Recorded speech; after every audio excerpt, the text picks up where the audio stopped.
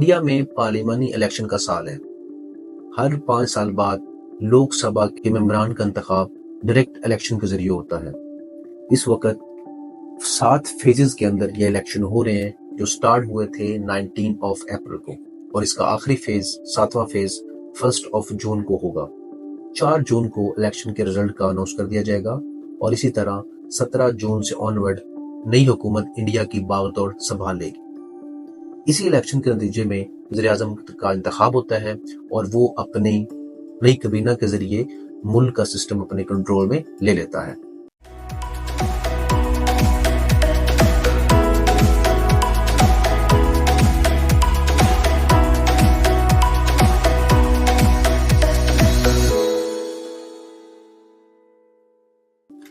अस्सलाम वालेकुम दोस्तों, मैं हूं सामन हुसैन खरल।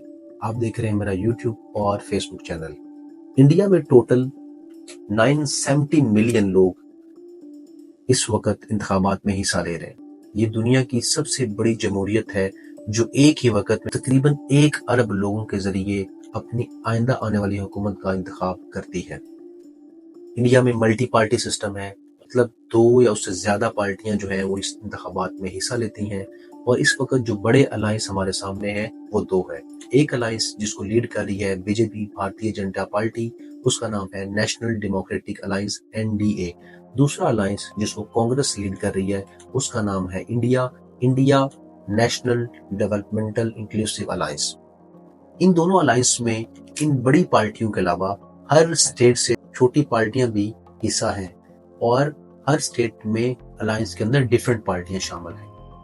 जो जिस स्टेट की मजबूत जमात है, छोटी मजबूत जमात है, वो इस किसी एक अलायंस का हिस्सा है।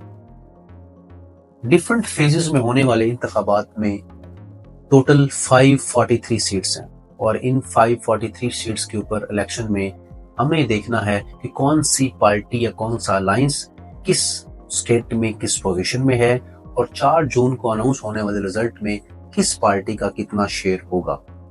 बीजेपी जो पिछले 2 दफा से अपनी जो यूनियन हुकूमत बना रही है उसकी पोजीशन अभी भी काफी स्ट्रॉन्ग है और कुछ ऐसी स्टेट्स हैं जहां पे बीजेपी इजीली जो है वो अपनी फतह का ऐलान कर सकती है और वहां पे वो जीतने की पोजीशन में है। इनमें यूपी, मध्य प्रदेश, कर्नाटका, बिहार, झारखंड, असम, हरियाणा और छत्तीसगढ़। ये वो स्टेट हैं जहां बीजेपी बहुत बेहतर पोजीशन में है और यहाँ की 80 to 90% सीट्स आसानी से सिक्योर करने में कामयाब हो जाएगी। उसके बरअक्स जो दूसरा अलायंस है जिसको कांग्रेस लीड कर रही है उसकी पोजीशन तमिलनाडु, वेस्ट बंगाल, नागालैंड, पंजाब, तेलंगाना और गोवा में मजबूत है। लेकिन फर्क ये है कि अगर ये सारी स्टेट को मिला लिया जाए तो इसकी सीटों की तादाद सिर्फ यूपी की सीटों के मुताबिक या उसके आसपास होगी। यूपी की टोटल 80 सीट्स हैं और इन तमाम स्टेट्स की सीट्स को मिला दिया जाए तो भी तकरीबन 80 to 90 बनती हैं।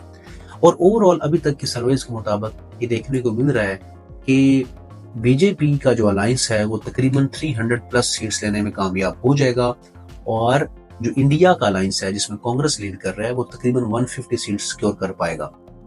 इंडिया में हुकूमत बनाने के लिए 274 सीट से ऊपर सीट लेना जरूरी होता है।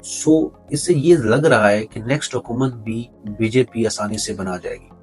अब हमें ये देखना है कि वो कौन से फैक्टर हैं जिनकी वजह से बीजेपी 3rd टाइम के लिए भी इंडिया के अंदर हुकूमत बनाने में कामयाब हो रही है। उनमें सबसे पहला फैक्टर ये है कि बीजेपी ने इलेक्शन के अनाउंस होते साथ ही अपने प्राइम मिनिस्टर कैंडिडेट का इंतखाब अपने प्राइम मिनिस्टर कैंडिडेट का अनाउंस कर दिया था। नरेंद्र मोदी 3rd टाइम के लिए बीजेपी के प्राइम मिनिस्टर कैंडिडेट होंगे, लेकिन उसके बरअक्स कांग्रेस ने अभी तक अपने प्राइम मिनिस्टर कैंडिडेट का ऐलान नहीं किया और वो इलेक्शन के बाद उसका अनाउंस करने का कह रहे हैं। ये पहला पॉइंट है जहां पे बीजेपी जो है वो सबकत ले जाती है कांग्रेस से। उसके बाद दूसरा बड़ा पॉइंट ये है कि बीजेपी की पिछली 2 दफा हुकूमतें रही हैं, 2014 से 2019 तक और 19 से 23 तक, लिहाजा उनका मीडिया के ऊपर बहुत सख्त कंट्रोल है। जितने भी मीडिया आउटलेट्स हैं इंडिया के अंदर वो सब के सब और जितने भी सर्वे को कंडक्ट करवा रहे हैं उन सब में वो बीजेपी को एक फातेह पार्टी के तौर पे वाजिया कर रहे हैं, जाहिर कर रहे हैं, जिससे ऑलरेडी उन्होंने एक पब्लिक ओपिनियन क्रिएट कर दी हुई है। लोगों को यही लग रहा है कि शायद बीजेपी दोबारा इलेक्शन जीतेगी और इसकी बदौलत उनकी पॉपुलैरिटी में भी इजाफा हो रहा है, कैंडिडेट के विन ज्यादा करने के चांसेस भी ज्यादा है। सो मीडिया को बड़े अच्छे तरीके से उन्होंने यूज किया है। तीसरी बड़ी जो बात है वो ये है कि हिंदुस्तान के अंदर बीजेपी ने जो है वो सेक्टेरियन कार्ड कह सकते हो या रिलीजियस कार्ड को भी यूज किया है। 2014 से लेकर ऑनवर्ड उनका मैनिफेस्टो जो है वो ब्राह्मण हिंदू के हक में है, और वो हिंदू की वेलफेयर के लिए बात करते हैं, वो उनको उनकी जॉब अपॉर्चुनिटीज के लिए बात करते हैं, वो उनके सोशो इकोनॉमिक इम्पैक्ट की बात करते हैं, और इसी के ऊपर अपना जो है वो इलेक्शन कैंपेन को रन करते हैं। और अभी भी वो इसी बात के ऊपर अपनी पूरी इलेक्शन कैंपेन चला रहे हैं कि हिंदुस्तान के लिए, जो हिंदुओं के लिए हिंदुस्तान है, और उसमें हुकूमत अगर बीजेपी की आएगी तो हिंदुओं के लिए ज्यादा काम करेगी, बजाय के जो कांग्रेस एज सेकुलर अपने आप को प्रेजेंट करी उसके बजाय। और रिसेंट नरेंद्र मोदी की स्पीचेस में देखें तो वो इसका प्रचार करते हैं कि अगर दोबारा कांग्रेस की हुकूमत आती है तो जो राम मंदिर है उसको शायद गिरा दे। तो इससे वो रिलीजियस सेंटिमेंट के जरिए इलेक्शन जीतने की कोशिश कर रहे हैं, और उसमें काफी हद तक वो कामयाब होते नजर आ रहे हैं। तो ये वो पॉइंट हैं जिनके ऊपर जो है वो एज हासिल है बीजेपी को ओवर कांग्रेस। दूसरा, उन्होंने कुछ ऐसे नारे बना दिए जिसमें वो कहते हैं अब की बार 400 पार, मतलब ये कि इस दफा वो 400 से ज्यादा सीटें लेने में कामयाब होंगे, 2/3 मेजोरिटी में जाएंगे, और इंडिया को अपने सिस्टम अपनी मर्जी के मुताबिक चलाने में कोशिश करेंगे। 4 जून को देखते हैं कि ये इंडिया की डेमोक्रेसी की जो सिमत है वो किस तरफ जाती है। आया वो राइट विंग की पार्टीज की तरफ जाती है, या लेफ्ट विंग की पार्टीज जो कि सेकुलर इंडिया की बात करती हैं उनको कामयाब करती है। अपना ख्याल रखिएगा। अल्लाह हाफिज।